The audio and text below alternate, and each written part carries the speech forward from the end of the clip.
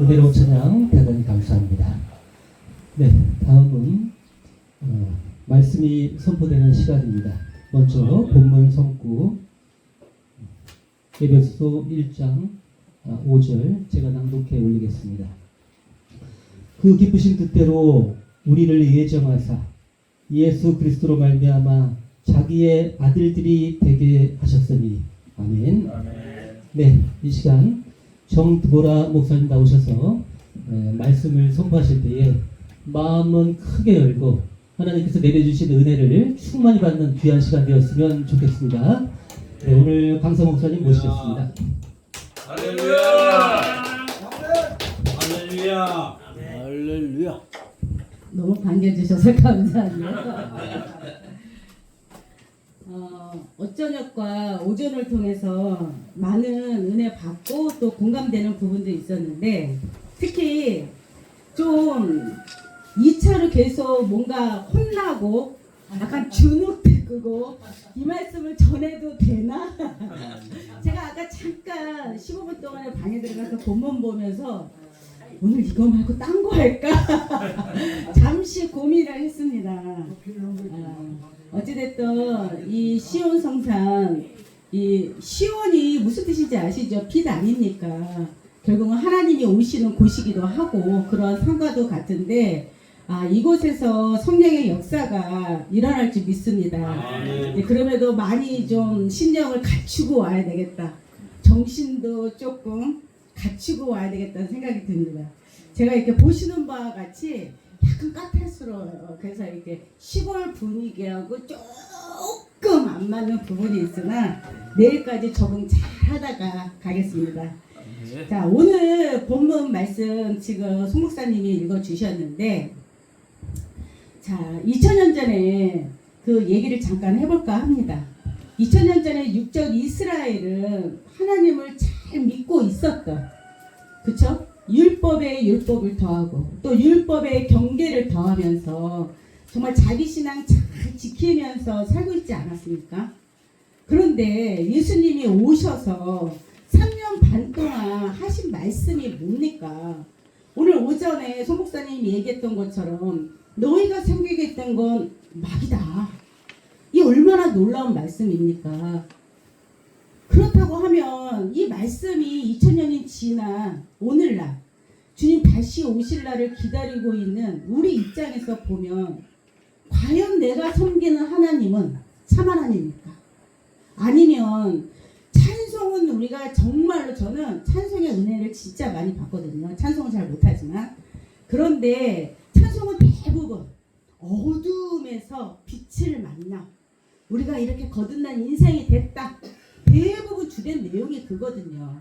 하나님의 진리 등대도 결국은 등대가 진리인데 어두운 심령을 비춰서 아버지 말씀 앞에 또한 천국 앞에 나온다는 그런 찬양 아닙니까? 그런데 저도 신앙생활을 3대째 하고 있거든요. 집안도 목회자 집안이기도 하고 그런데 보면은 내가 어둠이라고 하는 사람 내가 본 적이 없어. 내 죄는 다 어둠이야. 그렇지 않습니까? 우리 신앙인들이 저부터도 내보기가 잘 안 되다 보니까 너는 다 어둠이고 나만 빛이야. 내가 푸는 이 성경만 맞아. 대부분 우리가 이렇게 기독교에서 신앙을 하고 있었단 말입니다. 그런데 좀 전에 우리 홍 목사님이 간증 잠시 저는 뭐 한참 전에 오래전에 이 간증을 들었고 또한 그 가운데 너무 공감되고 이 시대에 진짜 필요하다. 우리 윤 총장님과 함께 이 사역을 정말 주님 오실 때까지 해야 되겠다. 우리 강사라님도 저랑 계속 이렇게 뭉쳐서 다니는 사역자 중에 한 분이신데 정확한 말씀은 내게 와서 배우라가 아니고 우리 서로 교류합시다. 네. 네 말씀도 내 말씀도 들어보고 이치에 맞다 하면 아멘 하면 되는 거 아닙니까? 아멘하고 내가 좀 부족한 거 있으면 좀 배워가면서 갖춰나가면 되는 거 아닙니까? 의인은 하나님 예수님밖에 없는데 누가 의인입니까? 다 같이 배우자는 입장으로 오늘 말씀을 준비했으니 은혜 받는 시간 되시길 바랍니다. 자, 오늘 본문 말씀과 같이 사도 바울이 무슨 얘기를 하냐? 지금 이스라엘 백성은 자기가 구원받았다고 생각하면서 신앙을 했는데 예수님이 오셔서 정체를 드러내지 않습니까? 하나님의 존재, 마귀의 존재를 딱 선과 악을 구분 지어서 너희가 섬기고 있던 건 마귀고 내가 지금 하고 있는 일은 하나님의 일을 하는 거라고 했거든요. 요한복음 6장 28절에 보면 뭐라고 나와 있습니까? 제자들이 자기들도 오병이어 기적을 보고 나서 하나님의 일을 하고 싶다고 하지 않습니까? 그런데 예수님이 뭐라고 말씀하십니까? 하나님이 보낸 자를 믿는 게 하나님의 일이다. 이게 그토록 힘들었습니다. 왜? 이 그리스도가 예수님 아니었습니까? 구원자 예수님이 오시기까지 모든 모세 율법과 선지자의 글과 시편의 모든 글이 뭐였다? 비유였다. 그 비유를 알지 못하니 메시아가 내 눈앞에 왔어도 천국에 와서 나를 불러도 두려워서 못 가는 거 아닙니까? 왜? 이단이다. 귀신 들렸다. 욕하니까. 계시록 21장에도 보면 하늘에서 새하늘 새 땅이 내려오지 않습니까? 하나님과 예수님과 거룩한 성 예루살렘이 이 제자들과 함께 내려오는데 8절에 보면 뭡니까? 이거를 보고도 두려워서 믿지 못해서 거룩한 성 예루살렘에 입성을 못하는 자들이 나오지 않습니까? 그렇다고 하면 진리가 왔을 때 신앙인들이 진리를 바라보는 그 마음의 태도가 성경에 뭐라고 나와 있습니까? 두려워한다는 겁니다. 믿지 못하는 겁니다. 요한복음 1장 14절 같이 말씀이 육신이 되어 짠 하고 나타나니까 그런 게 어딨어요. 그렇도록 메시아를 기다렸는데 그렇지 않습니까? 그런데 이 비유된 풀이를 전혀 알지 못하니 너희와 저희로 나뉜 게 아니겠습니까? 그렇다고 하면 주님 가시고 나면은 어두운 밤이 찾아온다고 했고 그 어두운 밤이 영적인 이 말씀이 없는 무지 세상 아닙니까? 하나님과 예수님이 이 세상 가운데 안 계시고 공중 권세를 잡은 자는 마귀라고 오늘 분명히 에베소서 2장에도 말씀하지 않습니까? 그렇다고 하면 우리는 그 중에서 참 하나님께 가는 길을 서로 상고하면서 또한 배우면서 나누면서 가는 게 아니겠습니까? 요한복음 14장 6절에 보면 예수님께서 내가 곧 길이요 진리요 생명이니 나로 만지 않고는 아버지께 올 자 없다. 그러면 지금 예수님 없는데 그 당시에 예수님이 있으니까 나를 따르라.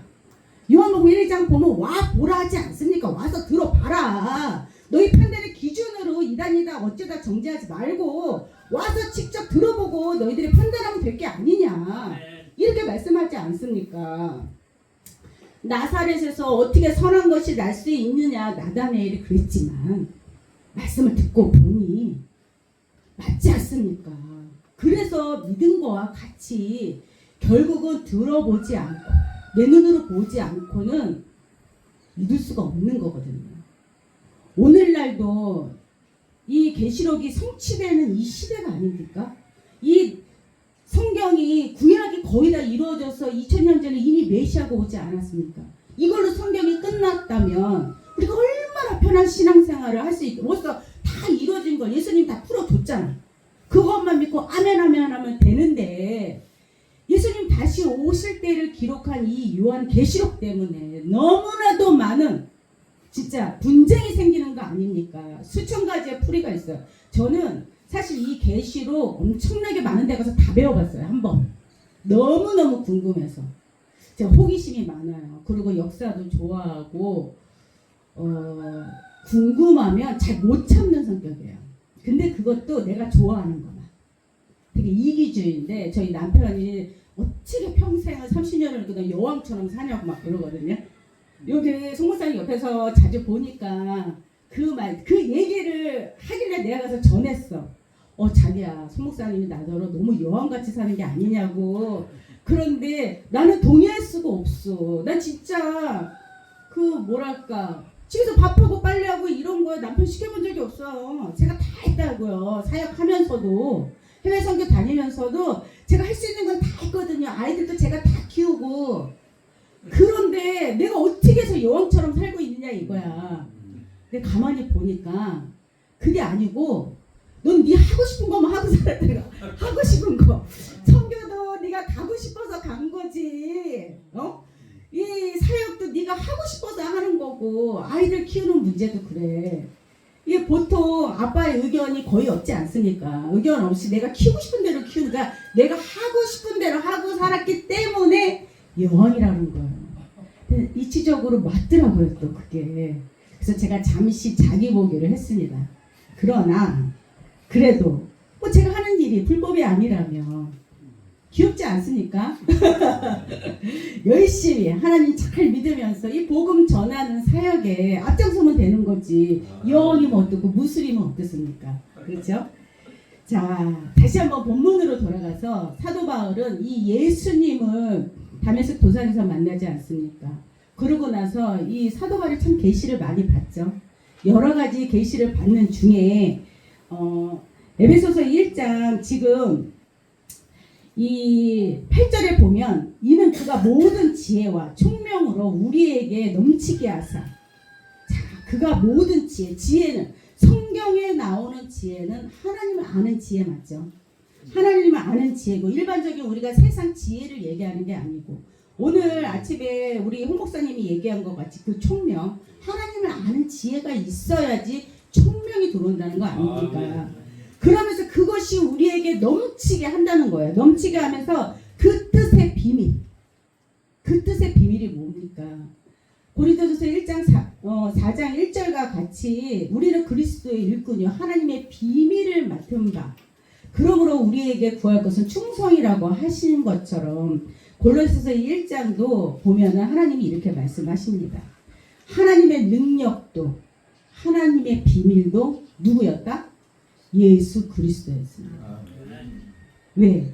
예수님이 없었으면 아담으로부터 온 원죄에 대한 그 피해 죄가를 어떻게 합니까? 누구나 다 지옥 갈 수밖에 없는 상황 아니었습니까? 인류의 구원이 없었던 그 상황에서 그러나 하나님을 믿고 있던 자들은 신앙인들은 내가 구원받았다고 하는 그 입장에서 말씀이 육신이 되어 나타나온 예수님이 이 성경을 하나하나 풀어주면서 소경된 자의 눈들을 밝혀 보여주시고 그를 통해서 나를 통해서 누굴 보라고 하지 않습니까? 하나님을 보라고. 내가 추례해서 나를 못 믿겠거든. 내가 행하는 일을 보고 하나님을 믿으라 하지 않습니까? 이것이 당시의 믿음이었단 말입니다.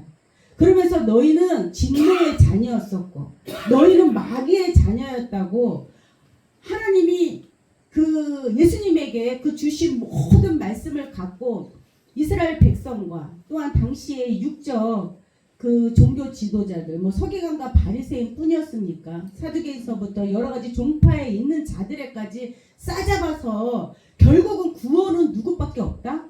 나밖에 없는 거야. 내가 하나님께로 가는 길이니까 진리이고 그렇다고 하면 이 진리가 뭡니까?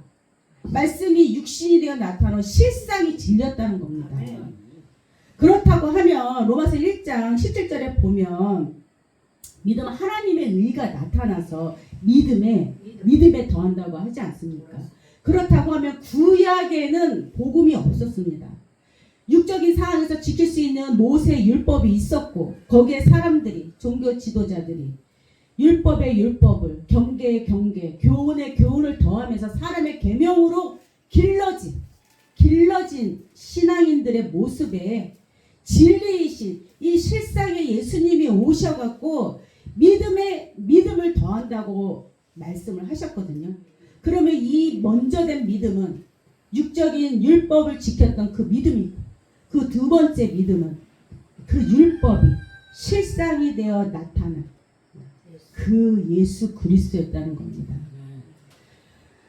얼마나 믿기 힘들었습니까? 그쵸? 그 당시 과연 내가 이스라엘 민족의 하나에 소속된 뭐 지도자든 성도였다면 과연 이 말씀을 믿을 수 있었을까요?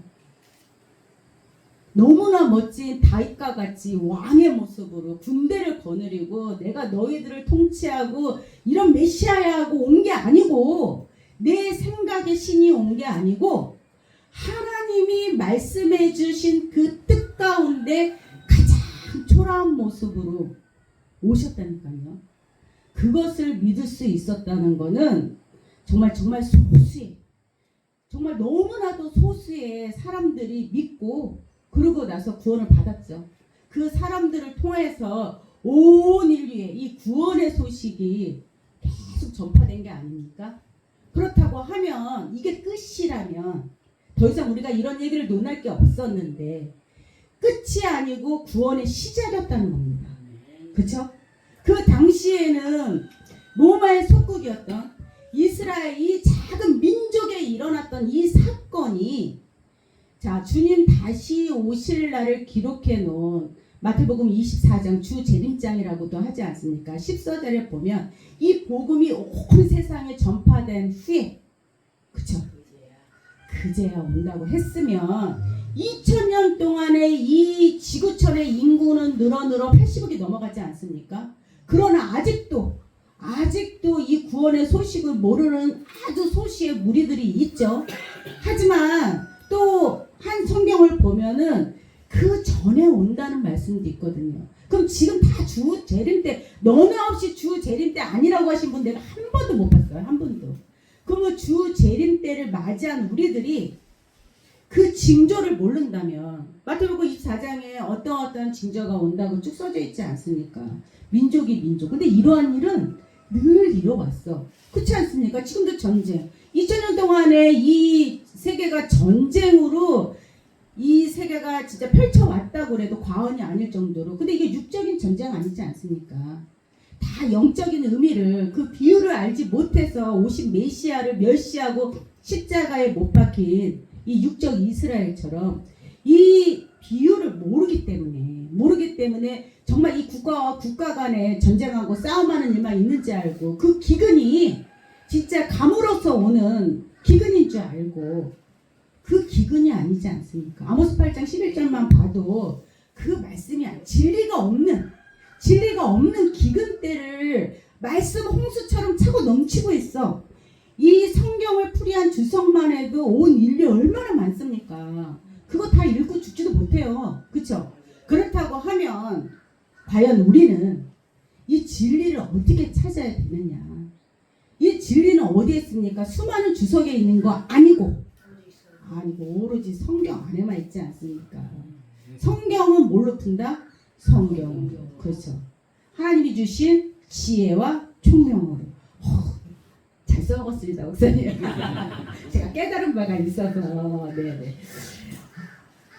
우리가 이렇게 성경을 통해서 뭐 주석 안 본다고 제가 오래전 일이에요. 저를 가르쳤던 스승 목사님이신데 너무 엉뚱하지 않게 제가 너무 여러 군데 가서 말씀을 많이 배우다 보니까 약간 지식이 조금 더 올라간 거야. 그래서 제가 이제 여쭤봤죠. 통합 측에 있었던 목사님이신데 신학 박사이기도 하시고 그래서 제가 여쭤봤습니다. 정말 아담이 저는요 진짜 이렇게 세상이 AI 시대가 됐는데도 아담이 인류 첫 번째 조상인 줄 알았어요. 진짜 어릴 때부터 그렇게 배웠다니까요. 제가 내내 뱃속에 있을 때부터 그 전부터 제가 새벽 예배 4살 때부터 다녔어요. 그 논길을 헤쳐가며 우리 엄마가 하도 극성스럽게 신앙을 시켜갖고 그랬는데 아니지 않습니까? 시대가 좋아지고 지금 우리 홍보성 목사님이 받은 하나님의 계시 말씀에 의하면 아까 다니엘서 12장 3절도 말씀하셨는데 그 4절이면 자 빠르게 교통하면서 지혜가 더할 때가 오지 않습니까? 지금처럼 이런 시대에 인류 역사상 없었습니다. 지금처럼 저 아마존 끝에서 송아지가 난 것도 우리가 얼마든지 찾아서 알려고 하면 알 수 있는 이 시대에 얼마나 많은 말씀의 교류가 있습니까? 안 할 뿐이지. 근데 여기 계신 우리 목사님들은 얼마나 감사한지 자, 이 얘기도 들어보고 저 얘기도 들어보고 합당하면 내가 새기고 합당하지 않은 건 쳐버리고 그쵸? 그러면 되지. 뭐 그거 비판하고 뭐 그걸 따집니까? 비판과 판단은 오직 하나님만 하실 수 있는 거기 때문에 사람을 정죄하면 안 됩니다. 정죄하지 마시고 내가 아는 게 다가 아닐 수도 있다는 거예요. 그렇죠? 그래서 제가 그렇지 않습니까? 이거를 말씀을 준비를 했는데 어쩌다가 오늘 아침에 잠깐 말씀을 듣고 내가 내 얘기서를 할까? 잠깐 그래서 제가 이 핸드폰에 이제 주일마다 설교를 하다 보니까 저희는 PPT 놓고 아예 이제 조금 제가 젊다 보니까 현대적으로 많이 하거든요. 그래서 아까 여기는 이제 PPT가 없으니까 핸드폰을 보고 잠깐 설명해 줄까 막 그런 생각도 잠깐 5분 동안 했었어요. 고민을 했다니까. 하지만 하나님께서 이 에베소서 1장 18절에 우리에게 지혜 총명을 주셨으니 너희가 마음의 눈을 밝혀서 그의 부르심의 소망이 무엇이며 성도 안에서 그 기업의 영광의 뜻이 무엇인지 알게 하셨다는 겁니다. 그렇다고 하면 이 하나님과 예수님의 뜻은 뭡니까? 모든 사람이 진리를 알고 구원을 이루는 게 하나님의 뜻입니다. 그러면 나눠줘야 됩니다. 내가 진리를 알고 있다면 내가 어느 정도의 비유풀이라도 해서 성경을 풀이할 수 있다면 한 사람이라도 알려줘야 되는 직분이 있어요. 특히 양을 치려는 목사님들 입장은 그게 아닙니까? 그렇다고 하면 때로는 비굴해질 수도 있고 왜? 예수님도 하나님의 아들이시였는데 아무리 육신을 입고 오셨어도 그 영이 하나님과 함께 하신 분이라 할지라도 그 모진 고난 가운데서도 이 구약이 이루어진 실상을 전하려고 얼마나 핍박받고 애쓰셨습니까? 그런데 하물며 우리가 요만큼 알고 있는 거 전하는데 그까짓 거 굴하지 않고 전해야 되지 않겠습니까? 배 목사님? 아멘. 그래서 그 능력이 그리스도 안에서 역사하사 죽은 자 가운데서 다시 살리시고 하늘에서 하나님 오른편에 계시기는 우리 그 예수님을 생각을 한다면 여기 지금 성경이 있는 거예요. 네, 예수 그리스도는 다 알고 있지 않습니까? 우편에 계신 분은 그리스도 여기 읽지 않았어요. 목사님, 제가 그 능력이 그리스도 안에서 지금 읽었잖아요. 목사님, 제가 안 읽은 게 아니고 성경에 써져 있는 대로 그대로 본문을 읽었습니다. 그리스도 안에서. 그렇죠? 그리스도 안에서. 그러니까 제가 내 얘기서로 고민했겠어요? 고민을 안 했겠어요? 이런 얘기가 안 나오는 율법을 한번 해볼까? 그러나 다시 하겠습니다. 자, 2장으로 넘어갑니다. 2장 2절에 보면은 이제 이 이스라엘 민족이 세상 풍조를 쫓고 있었고 공중권세를 잡은 자들을 따랐다고 했는데 예수님이 가고 없는 마태복음 13장 25절에 보면 인자가 제밭에 씨를 뿌리고 가지 않습니까? 그런데 밤에 원수 마귀가 와서 그 위에 덧뿌립니다. 그게 사람의 계명 맞죠? 나의 생각 맞고 그러면 예수님의 참 진리 위에다가 이 구약에 일어났던 일이 오늘날 2000년 동안에 똑같이 일어난 겁니다. 교훈에 교훈을 더하고 경계에 경계를 더하면서 하나님의 말씀이 이거다 저거다 하는 혼잡함. 그렇죠. 그래서 바벨과 같은 세상이 되지 않았습니까? 계시록 18장 4절에 가면 내 백성아 나오라 하는데 내 백성 어디 있습니까? 복음 모르는 저 바깥의 세상에 있는 게 아니라 교회 안에 있는 게 내 백성이 아닙니까? 그러면 예수님이 어느 땐가는 오셔서 내 백성아 나오라 할 때가 있다는 겁니다. 그럴 때 두려워하지도 말고 그쵸? 믿고 분별해서 나와야 되는 거 아니겠습니까? 그 분별은 뭘로 합니까? 요한일서 4장 1절에 보면 결국은 요한이 형제들아 하면서 권면하는 게 이 입에서 나오는 말로 얘기하라고 하지 않습니까? 예수님도 입으로 들어가는 것보다 나오는 게 더럽대요. 뒤에 나오는 게 아니고 입에서 나오는 게 더럽다고 했거든. 배설물이 더러운 게 아니고. 그러니 이 사람의 입에서 뭐가 나옵니까? 귀한 진리도 나올 수도 있고 혼잡한 말씀이 나올 수도 있고 아주 거짓된 말씀도 나올 수 있다는 겁니다. 그러나 하나님의 영을 진리의 영을 받은 자들은 분별할 줄 압니다. 아까 우리 목사님이 얘기했듯이 아니 입이 짠맛, 신맛, 단맛 다 구분하지 않습니까? 다 구분할 수 있습니다. 귀도 이 말이 거짓말인지 성경을 통해서 진리를 얘기하는지 들으면 안다니까요. 바보가 아닌 이상은. 그렇다고 하면 늘 얘기하는데 제가 성경 끝에 항상 얘기하는 게 베레아 사람처럼 그러한가 아니한가를 서로 상고하면서 보자는 겁니다. 내 말만 맞는 게 아니고 네 말도 맞을 수 있다는 거예요. 그러면 어느 부분이 맞고 어느 부분이 틀리기보다 좀 부족하면 좀 이왕 이쁜 말로 그쵸? 말 예쁘게 해서 구박받는 사람 내가 보질 못했어. 응? 저 말 되게 이쁘게 하거든요. 그래서 이왕이면 다 집어서 너 그거 거짓이야 잘못됐어 이렇게 비판하고 판단하기보다는 나누자는 겁니다. 좀 모르면 당연히 배워야죠. 배워야 되는데 그렇지 않습니까? 내가 마당 쓸러 나가려고 눈 왔는데 엄마가 야 누구야 마당 쓸어라 하면 기분 확 잡치잖아요. 그듯이 우리 자식 키울 때도 좋은 말로 하는 거라 제가 우리 송목사님 때 저번에 공감대를 많이 형성해야 된다 이 얘기를 했거든요. 부모 자식 간에도 막 내가 부모라고 걔를 내가 몸뚱아리만 낳았지 영혼을 낳은 건 아니지 않습니까? 영혼의 창조자는 하나님밖에 없는데 그렇다고 하면 내가 걔한테 지시하고 사람이 제일 듣기 싫은 게 뭔지 압니까? 지시하는 거야. 지시하고 훈계하고 제시 왜? 들으면은 알아 무슨 얘기인지 알아 그러고 맞아 인정돼 속으로는 근데 말은 삐뚤어 나가 기분 나쁘니까 그러니까 사람이 기분이 나쁘면요 진짜 그 무슨 얘기도 있던데 그 막말하면 기분 나쁘면 자기 부모도 부모 아니라고 한다니까요. 그러니까 사람이 진짜 이 기분이라는 게 이게 영이 상한다는 게 아니니까 영이 상한다는 게 뭐예요? 상하면 음식을 먹을 수 있어요? 못 먹어요? 배탈 나지 않습니까? 이게 되게 중요한 거라니까. 그러니까 영을 그런데 오늘 에베소서 1장도 보면 정신이 나눠주에 보면 영 아닙니까? 영이 또 요한복음 6장에 보면 예수님의 말씀 아닙니까? 하나님의 말씀이고 영 분별을 잘하기 위해서는 성경을 이러한가 아니한가 서로 교류하면서 상고하면서 착하고 좋은 마음 그래야지 옥토가 되는 게 아니겠습니까? 삐뚤어진 마음 갖고 절대 참말을 받아줄 수 없습니다. 그래서 내 마음을 옥토로 만드는 것도 내 인생의 숙제죠. 사실은 날마다 옥토 안 되거든요. 오늘 아침에 기분 좋다가 전화 한 통화 받으면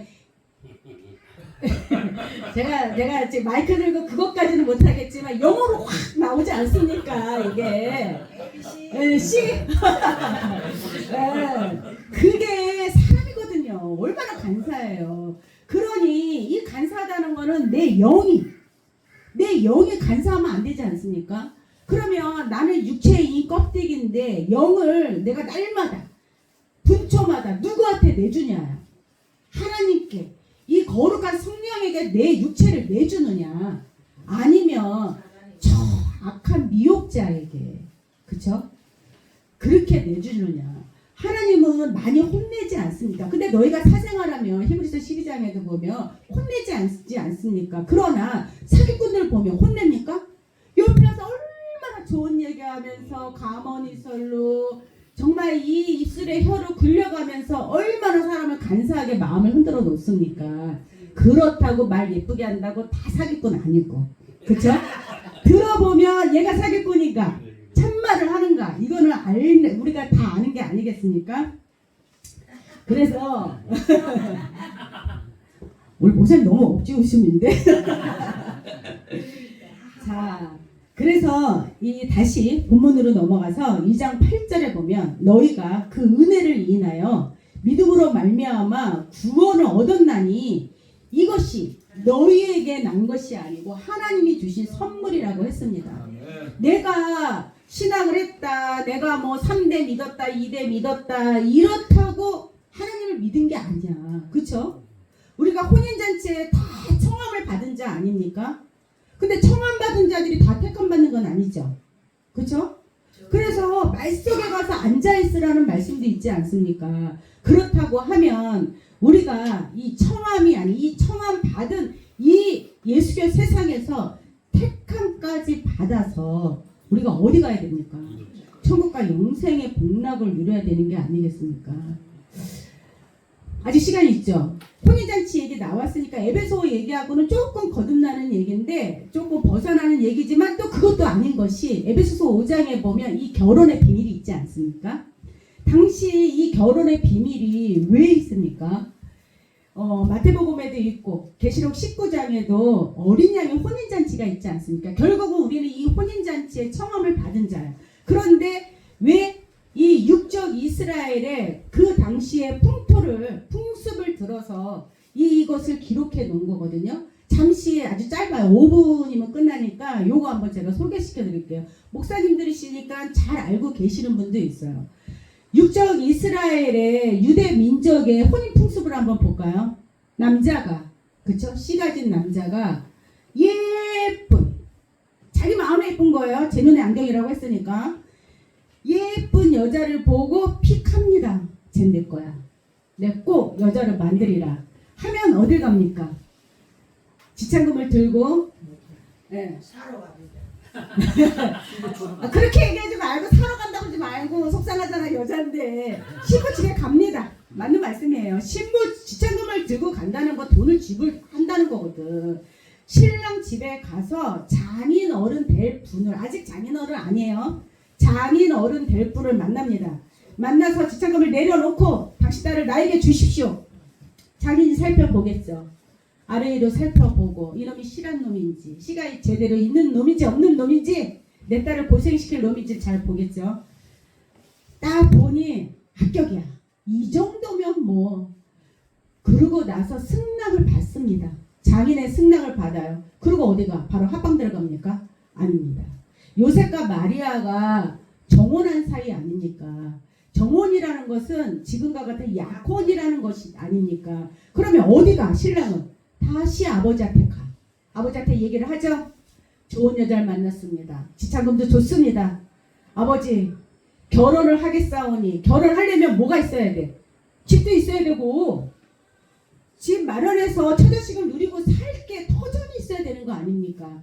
그때부터 열심히 이 터전을 만들기 위해서, 집을 만들기 위해서, 예수님이 요한복음 14장 23절에 가시면서 거처 만들어지면 온다고 하지 않았습니까? 똑같이 이 거처를 만듭니다.